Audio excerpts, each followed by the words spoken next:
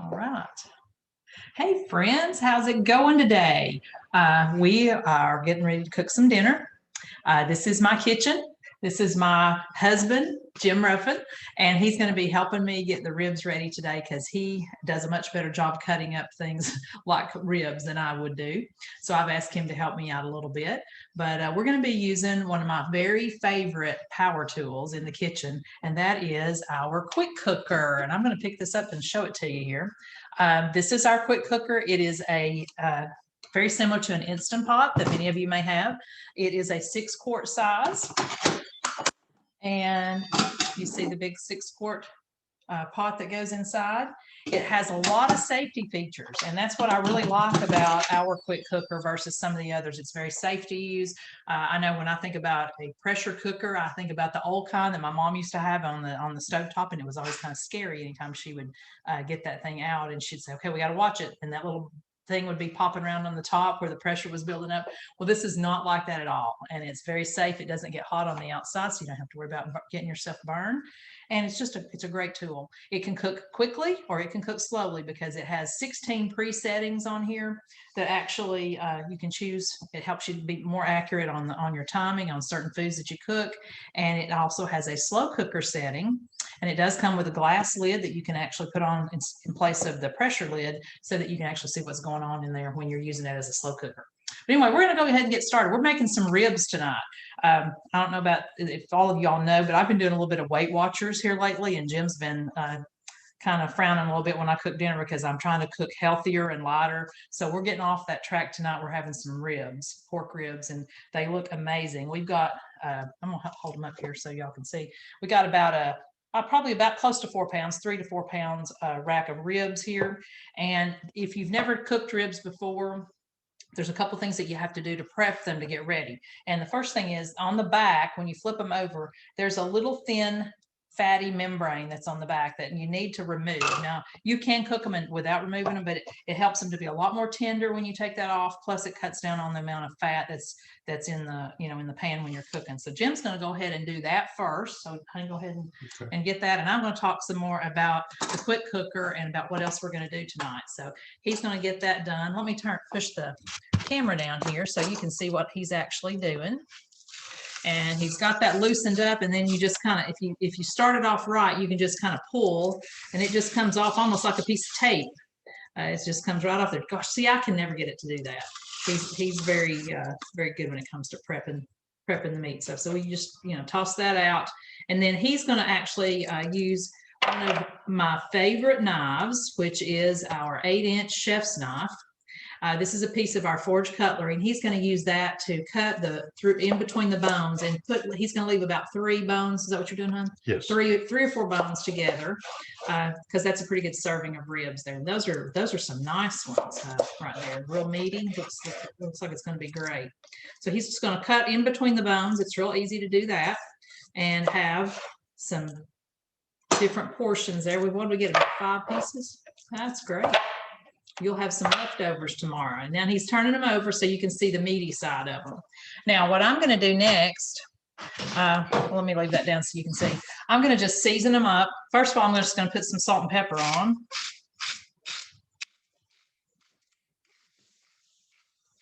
And let's see, I need my tongs.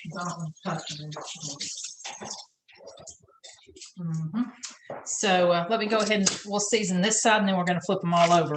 Going to do a little crushed peppercorns on here. Thank you, honey, for helping me. You're welcome. He's looking forward to eating these, I know. And it's not going to take all that long. And then I'm going to use 2 of our seasonings. Now, you can put whatever you like on your ribs. I'm going to use a couple of our seasonings. These are actually rubs, but we're just using it as a seasoning. I have a chipotle, which adds just a little bit of smoky heat, and then our smoky barbecue. So I'm going to just use a little bit of both of those. And if you've never used any of our seasonings, oh my goodness, you got to get some and try them. And we've got some new ones coming out also. Our new catalog starts here in just a couple of weeks. We'll have our spring and summer catalog out March the 1st. And we have got some amazing new products. I can't tell you about many of them, but I can tell you about a couple of our seasonings because they're already available. So I'm going to show you. We have one called Everything But the Pizza. And you can actually order that this month. It is a new seasoning, but it is available. We have another one called lemon garlic that is available too, and it's super good. I've actually already used all mine, so I can't show you the bottle. But anyway, we have those that are already available right now, and they are both just, they can add so much flavor to your food. All right, I'm going to flip these over real quick, and then we're going to put a little bit of seasoning on the back side of them. We're going to do the same routine here. Some salt. And peppercorns. This is our grinder set, by the way, that I'm using. And we actually sell the whole peppercorns, and we also sell our coarse grind Himalayan salt, pink Himalayan salt. I don't know if you can see that there, but they are so good. And I love the grinder set. It's so pretty. It looks great on anybody's table or in anybody's kitchen. I just love it. So anyway, let's get back to our seasonings here. Let's go with the smoky barbecue again. And this is going to really have some good flavor when we get these out. Now, I mentioned that our quick cooker has 16 different presets, and we're going to actually be using the beef and pork setting. I'm going to raise this up so you don't have to look at my lower extremities. And I'm going to put them in the pot. Oh, and I am going to add a little bit of garlic to this because I like to spice things up quite a bit. But I'm going to start off, anytime you use our quick cooker, you have to start with some liquid in there. Now, I've got some Coca-Cola here. The actual recipe for this calls for root beer, but I don't have any, and I've used both of them interchangeably. You can use root beer or you can use Coca-Cola. Put about 6 ounces or so in there. So I'm going to measure that out here. And what this does, it keeps it nice and moist, plus it gives it a little bit of sweetness. So we're just going to pour that in the bottom. And then I'm going to crush some garlic. Now, I know that a lot of you that may see this video have our garlic press already. This is the Pampered Chef garlic press. If you don't have one of these, oh my goodness, this is what you got to have, because when you add fresh garlic to anything that you're cooking, you're going to have so much more flavor. I mean, you know, I could have sprinkled some garlic powder on the ribs, but I'm preferring to put a little bit of fresh garlic in here.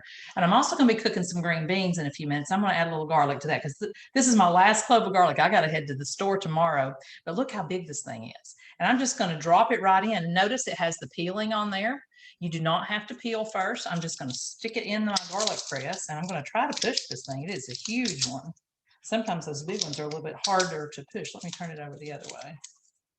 But you can just put it right in with the peeling on there. Here we go.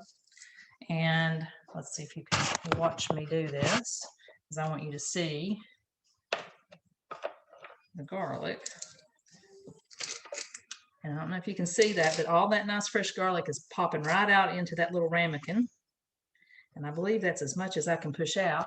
Then we have our little clean out tool here. That's really handy. You don't have to touch the garlic with your hands because nobody likes to smell like garlic. And then of course we have our peeling left, and it's probably got a little bit of garlic on there with it, but that's going to go straight to my trash can, and we'll get rid of that in just a few minutes. And then, of course, the garlic press goes into the dishwasher. So you see all that nice garlic that I just pressed out of that big old clove. And I'm going to take about 2/3 of this garlic and throw it in the pot with the Coca-Cola. All right, so now let me pull my pot over here so you can see. And I'm going to pick up these ribs, and we're just going to put them right into the pot. And of course, there are several of them, so they're going to be touching each other. I'll pick up the pot and show you here in just a second how it looks. We're just going to fit them in there the best way that we can. You can stand some of them up if you need to, or they can touch each other.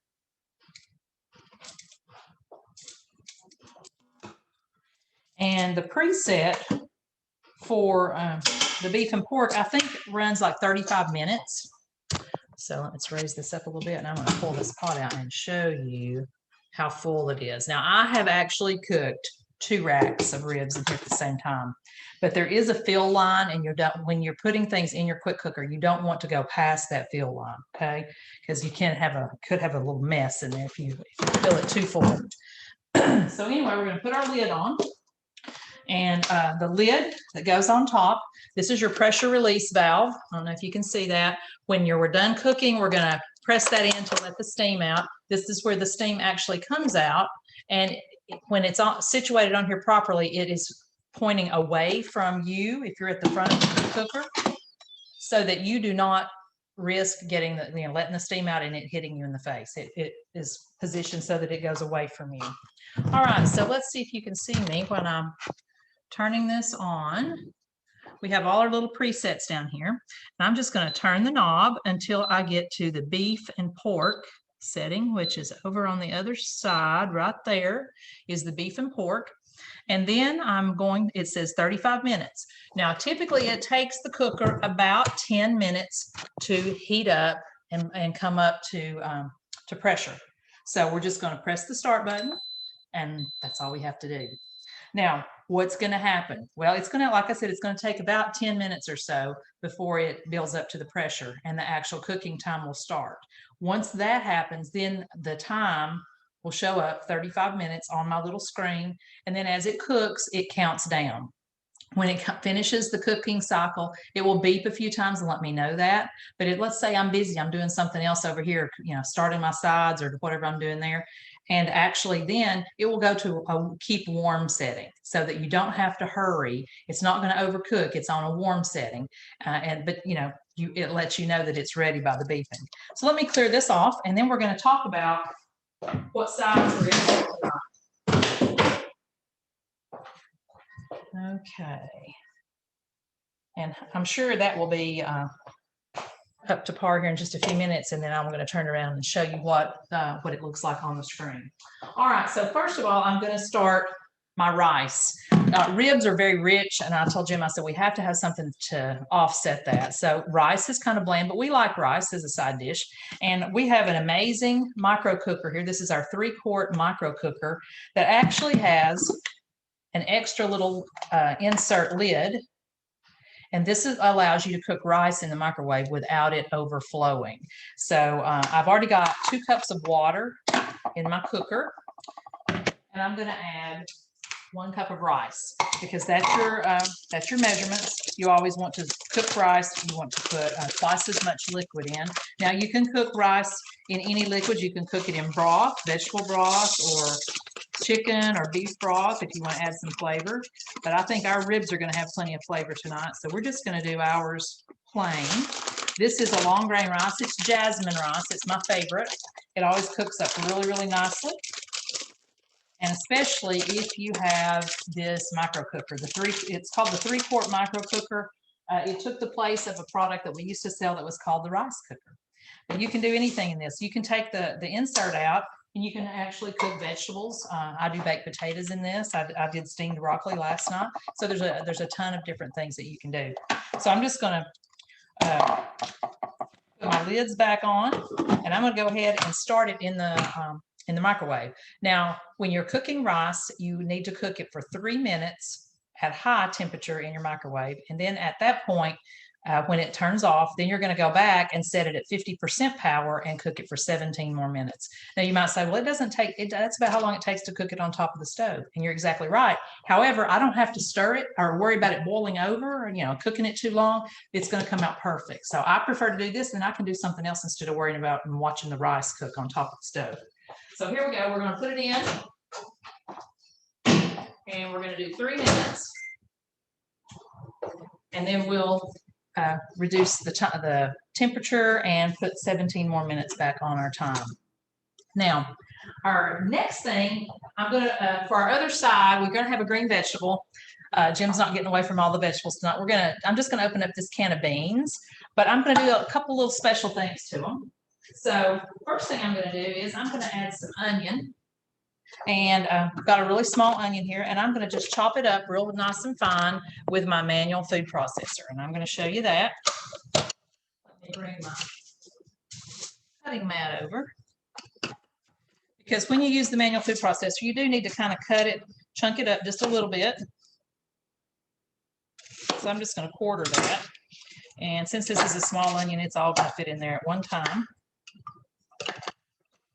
And then we're just going to put the lid back on. Make sure that's lined up, which it's not. So let me get that onion in there out from under the blade. There we go.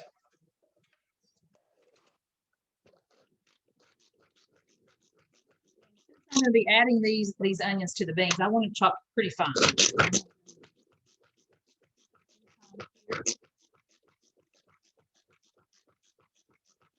This also gives you your upper body workout for the day. All right, and that looks pretty good. So can you see how fine that is? I'm going to get my little scraper over here. And for cleanup, if you don't have one of these processors, these are really handy, especially for chopping onions, because you don't cry anymore when you do it. But you just take a damp cloth, wipe this nice and clean. You don't put that down in the water.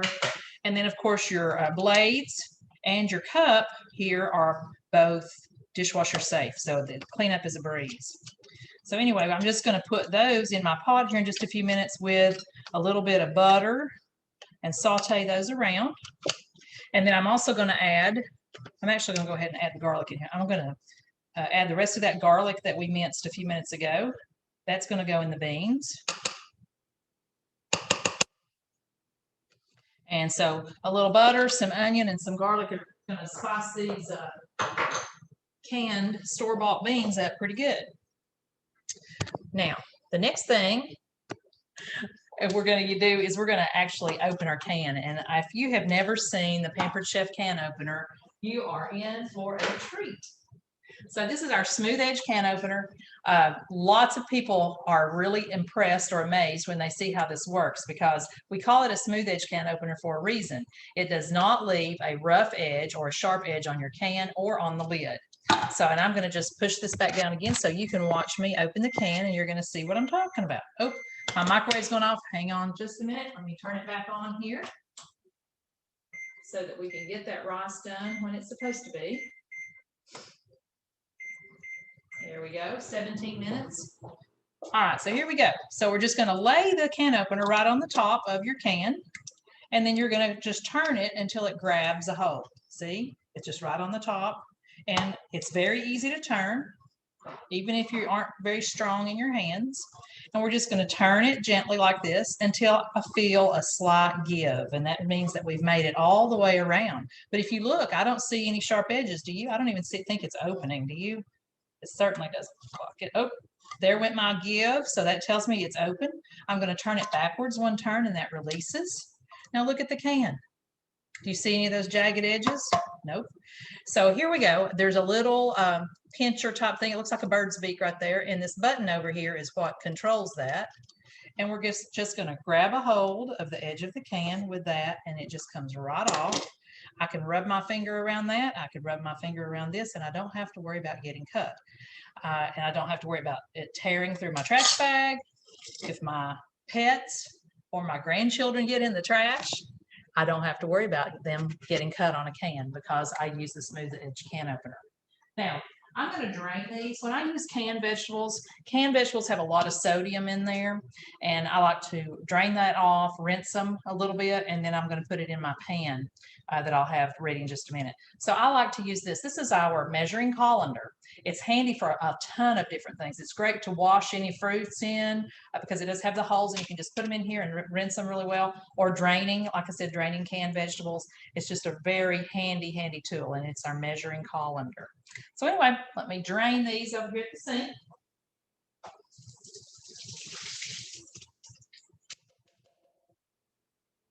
And then we're just going to let it sit right here and continue to drain in the can while I'm getting my pan ready.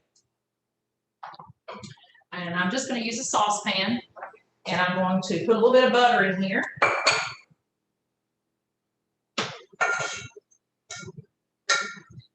Then we're going to put it on the stove. I'm not sure if you can see me over here, but I will bring the camera over here in just a second. But we'll go ahead and get that butter melted. And then I'm going to add in my onion and my garlic. So we'll get the butter melted, then we'll do that. We'll bring the pan over here.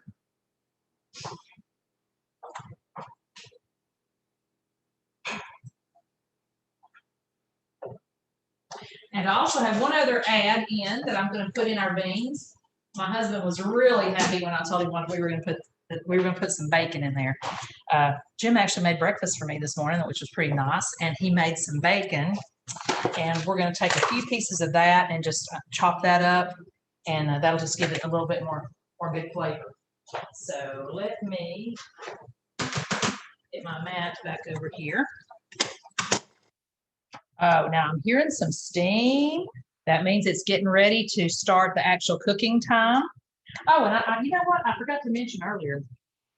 Our quick cooker does come with a great owner's manual. It tells you how to cook all kinds of things. This is actually the recipe for the ribs, which I've made it my own kind of, but that's the basic recipe. But in the front of it, you're going to see all kinds of different, like how to cook beans, how to do grains and rice in your quick cooker, how to cook all different vegetables, and then of course meats. And I did not mention to you also, you can actually cook meat from frozen. You can put it in here. It takes just a few extra minutes, but it comes out nice and tender and juicy and from frozen. I've put a pot roast in here before, solid as a brick, and put, I did sear it and put my liquid and everything in there, and it just comes out perfect. And I can add vegetables a little bit later. So it's a great way. If you're like me and you don't always remember to get things out of the freezer, you can still cook dinner. I've done lots of other dishes in there besides meat, though. I've done pastas. I've cooked rice in the quick cooker. There's many, many different things that you can do. So I've got my little saucepan here. This is a Pampered Chef pan. And we are going to be having our cookware available very soon. Actually, this month it is available. A set of it is available for our hostesses in February. What's so neat about this is, though, for storage, or if you want to put it in the dishwasher or in the oven, you can actually remove the handle, and then the pot can go either in the dishwasher or in the oven. And you just add it back on like that. Oops, I'm not touching the pan because it's kind of hot. There we go. So, and it also for storage, it's great to be able to stack your pans that way. This is a great nonstick pot. We have skillets and everything that match this, and they're made in Germany. It's a really high quality nonstick pan, and the cool thing about it is you can actually even use sharp utensils in our nonstick cookware. You can use forks, you can use metal, spatulas, whatever you might need. Now I'm going to put this onion and garlic in here, and then I'm going to take it back over to the stove. There we go, that should be good. And let it saute for just a couple of minutes, and then we'll be ready to add our beans and our bacon. All right.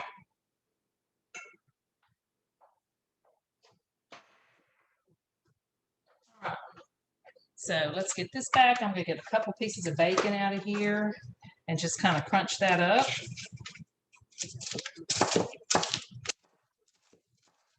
Just to add a little bit of flavor in with our beans.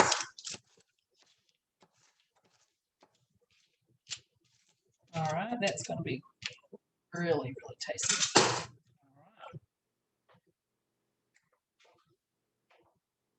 All right, so our quick cooker has started, and obviously you're not going to get to see the final product on here, the final end product when our ribs are done, but I will post a picture of it when we're done. But let me tell you what's going to happen.